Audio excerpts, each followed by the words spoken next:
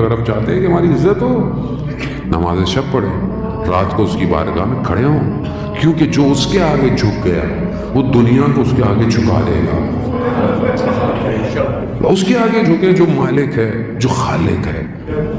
یہ بہت ضروری ہے، اور خاص طور پہ جوانوں کے لیے بہت ضروری ہے۔ آج کل کا جوان جو چاہتا ہے کہ میں دنیا میں بھی کامیاب ہوں، میں آخرت میں بھی کامیاب ہوں، اسے چاہیے کہ اپنی جوانی ہی سے نماز شب کی عادت ڈالے، تہجد کی عادت ڈالے۔ کیونکہ بہرحال ہم تو سنتے رہتے یہی تھے کہ بڑے بزرگ تہجد پڑھتے ہیں کیونکہ آپشن کم رہ گیا ہے زندگی میں، تو چلو تہجد ہی پڑھ لیں، لیکن ایسا نہیں ہے۔ عبادت کی لذت جوانی میں ہے۔ کیوں؟ کیونکہ اس وقت کئی اور لذتیں موجود ہوتی ہیں، اور اگر آپ ان لذتوں کو ترک کر کر خدا کی بارگاہ میں سجدہ ریز ہوں، اس سے بڑی لذت کوئی نہیں ہے۔ یہی لذت آپ کے وجود کو پاک کرتی ہے۔ انسان جب عبادت کی طرف بھاگتا ہے، خدا کی طرف بھاگتا ہے، گویا وہ اپنی معاملات کو اس کے حوالے کر رہا ہوتا ہے۔ جب آپ کا معاملہ اس کے حوالے ہو گیا تو پھر زندگی آپ کو کچھ نہیں کر سکتی۔ تو ہم دیکھتے ہیں دنیا میں کتنے بڑے بڑے لوگ ہمارے سامنے ہے کہ مثالیں بھی بہت ساری ہیں، بڑے بزرگوں کی، علماء کی، اولیاء کی، شہداء کی جو مثالیں ہیں۔ کیوں ان کو عزت ملی اتنی؟ کیوں ان کو اتنی عزت ہے؟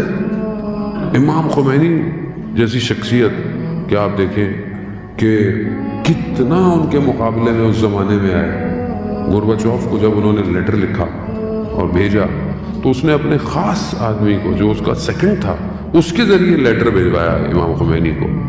امام خمینی نے کہتے ہیں 5 منٹ لگائے پڑھنے میں اور ختم کیا، اور کہا کہ میں اس کے لیے عالم غیب سے کچھ دروازہ کھولنا چاہتا تھا، اسے چاہیے میرے خط کو دوبارہ پڑھے، اور پھر اٹھ گئے، بات نہیں کی۔ وہ یہ سمجھا کہ شاید سیاسی طور پر، پولیٹیکل طور پر رشیا ساتھ دے، مگر انہوں نے نہیں کہا۔ امام نے کہا کہ جس کمیونزم کی تم بات کرتے ہو یہ ایک تاریخی بات بن جائے گی، اور یہی ہوا۔ کیوں جھک نہیں پائے لوگ؟ ایسا شخص کسی کے آگے جھک نہیں پائے، کیوں پایا؟ کیونکہ تہجد کی نماز میں ان کا بیٹا بیان کرتا ہے کہ ایک مہمان ہمارے گھر پہ آیا، اور رات کو کیونکہ اکیلا سونا مکروہ ہے مہمان کا، تو بابا نے کہا کہ ساتھ سو، تو وہ رات کو اٹھ گیا، کہتا ہے کہ آپ کے یہاں کسی کا انتقال ہو گیا ہے، بہت گریا ہو رہا ہے رات کو۔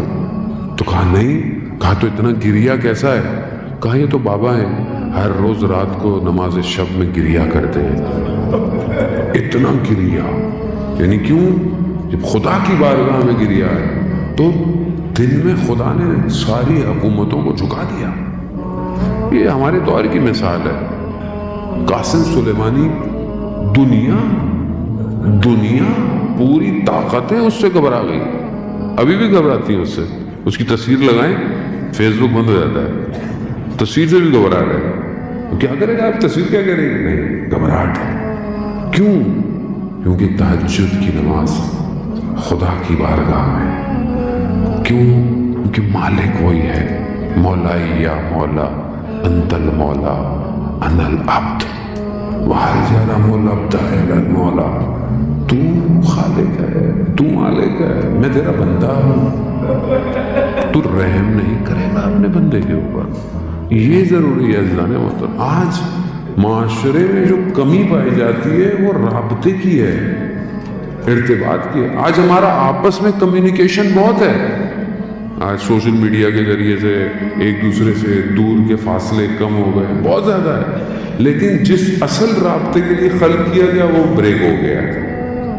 جو اصل رابطہ ہونا چاہیے تھا وہ ڈیوائس خراب ہے ہماری، یا یوں کہیں کہ ہمارے اندر وائرس آ گیا ہے کہ ہم اس رابطے کو درست نہیں کر پا رہے۔ اصل پروردگار نے ہمیں خلق اس لیے کیا تھا کہ تم میری عبادت کرو۔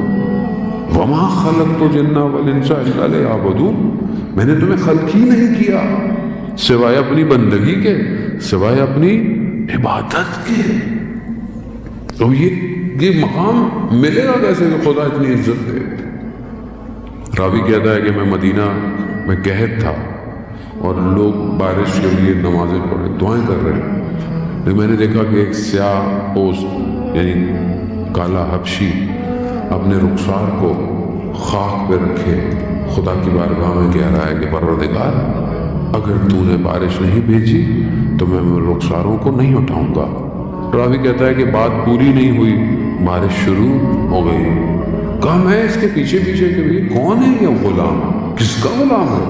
تو دیکھا وہ کوچے بنی ہاشم میں چھٹے امام کے گھوڑوں کو پالنے والا غلام